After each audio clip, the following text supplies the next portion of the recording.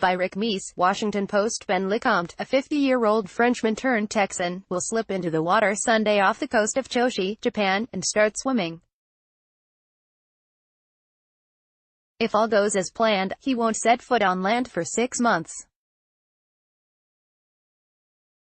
In that time, he plans to swim through the largest collection of trash on the planet, great white shark migration areas, through jellyfish and storms and isolation and monotony.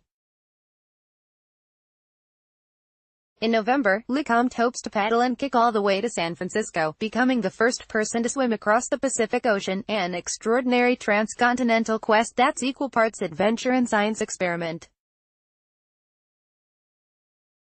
For me, swimming is a passion, Lecomte explained in a recent interview. But if it's just swimming for pleasure, that's limited.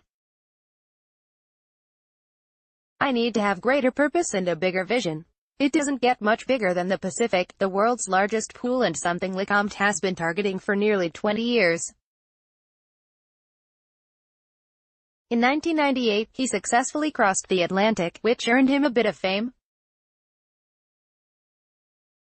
He appeared on The Oprah Winfrey Show and told her, "When I arrived after swimming the Atlantic, my first words were, 'Never again.' Then a few months after, I said, 'No, I need to go back. It's something that I need.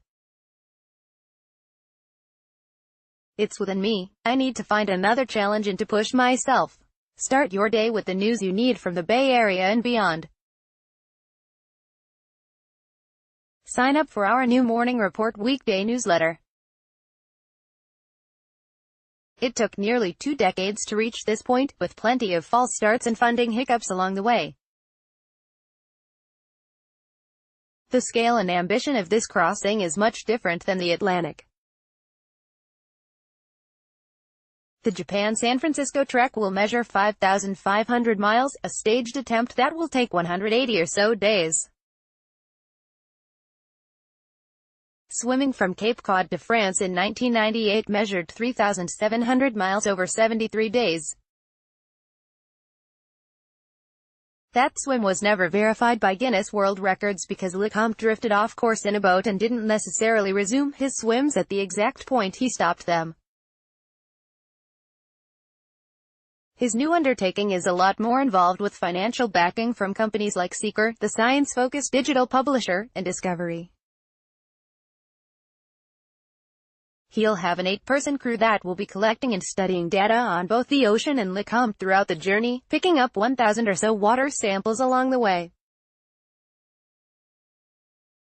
Lecomte will be accompanied by a 67-foot sailboat, and each day, a smaller inflatable motorboat or kayak will lead him in the water, keeping him on course.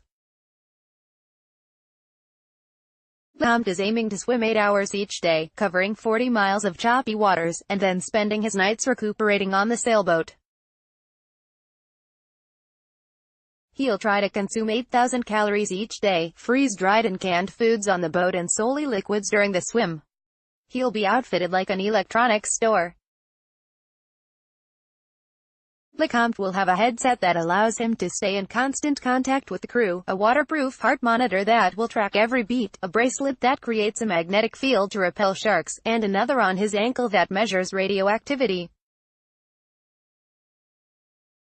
Lecomte and his team have partnered with more than a dozen research organizations, including NASA, Argonne National Laboratory and Woods Hole Oceanographic Institution, and they'll be collecting samples to study water conditions, trash content, and how the prolonged exposure affects Lecomte. "My father taught me how to swim in the ocean when I was 5 years old," said Lecomte, who was raised in France but now lives and trains in Austin, Texas. "So the environment and being in the open water has been very important to me my entire life. And now that I am a father, I look at this as a way to do something for my children, because I have seen a lot of changes in the ocean. The risks are different than the challenges." Lecomte and his crew will closely monitor the changing conditions, and he'll wear a thick wetsuit to help him navigate waters that could reach 50 degrees. In addition, they'll utilize both magnetic and electric fields to ward off sharks. I used to ride a motorcycle in Paris, and I can guarantee you there's much more risk in doing that than swimming in the ocean, said Lecomte, a longtime architectural consultant who is now Associate Director of Sustainability Services for Progea, an environmental consulting firm. His training has included 6 hours of continuous open water swimming each day, and he feels comfortable with the physical demands these next 6 months hold. But an adventure like this is really mind over matter, he said. I'm not trying to swim faster than anybody else. I'm just trying to log my time and my hours per day. What is important is knowing what you're going to do with your mind. The key, he said, is not exerting mental energy on the inevitable struggles. He'll have a game plan each morning before he gets in the water, outlining exactly what he intends to occupy his mind for the ensuing 8 hours. In fact, he'll have specific mental exercises scheduled, 1 hour devoted to designing a building in his head, perhaps, followed by 2 hours recalling a favorite day. While he might think ahead to life moments waiting down the road, he'll largely draw from specific memories, reliving them as vividly as possible. Maybe it's a birthday party, he said. I try to remember every detail, smell, the noises, was it warm or cold? Just as much information as I can remember. Then it becomes easier for your mind to disassociate from your body. My mind can focus on a subject and my body can focus on what it needs to do. The first couple of weeks figure to be the toughest, he said, as his body adjusts to its new routine, avoiding sugars.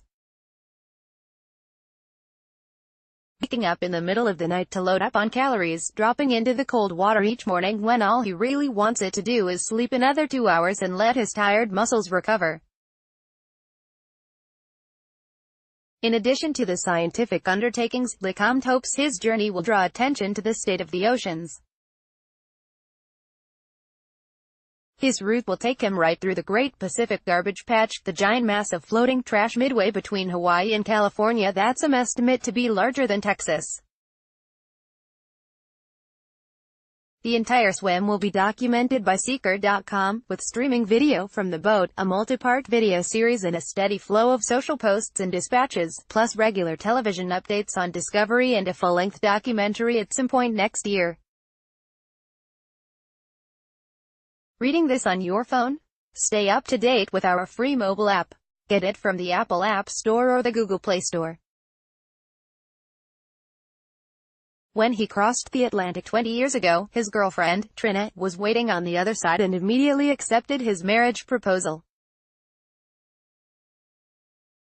This time he's avoided thinking much about what San Francisco will be like on the back end or what long-distance challenges might lie ahead. I'm not going to eat any seafood for a long time after the swim, I can tell you that, he said. But there is one thing he knows he's looking forward to. If all goes as planned, 6 months from now, San Francisco will be in sight, and his 17-year-old daughter and 11-year-old son will join Lecomte in the water, swimming alongside him for the final few hundred yards of his epic journey.